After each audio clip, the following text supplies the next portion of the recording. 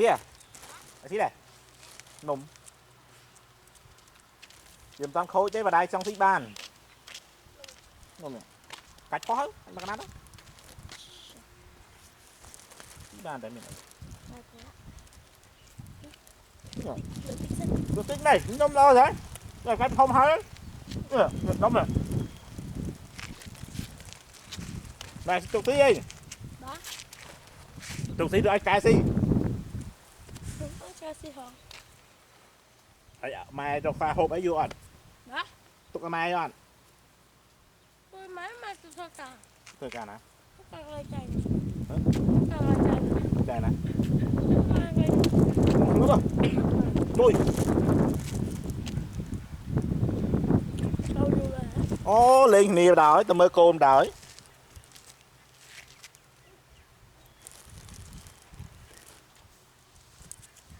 cái năm tiên đâu là cái là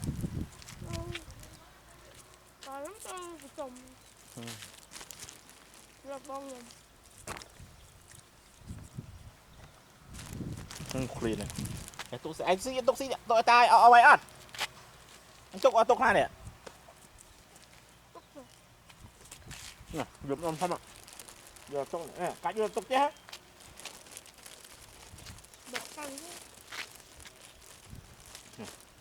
đâu được không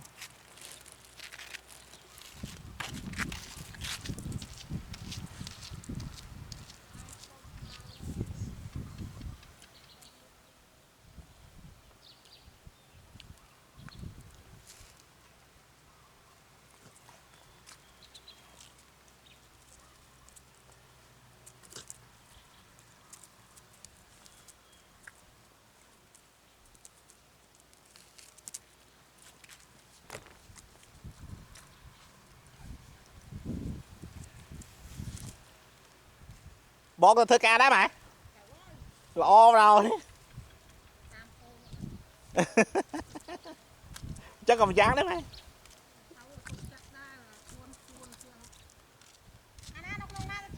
việc chơi như mày cho bóng cho trao vào nữa cho thay nhà tăng vật mà hơi trao trao đá mày trong ban này thằng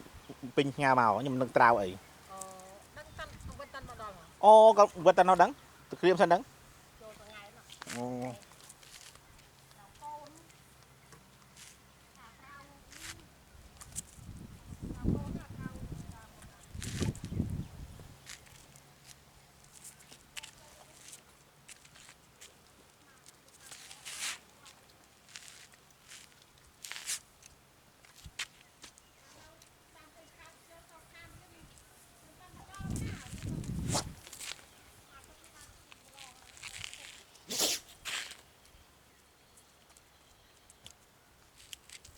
nghe ta phải lo này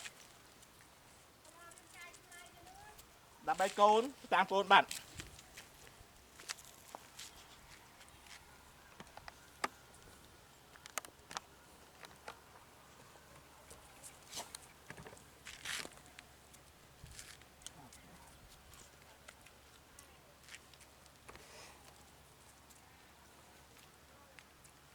này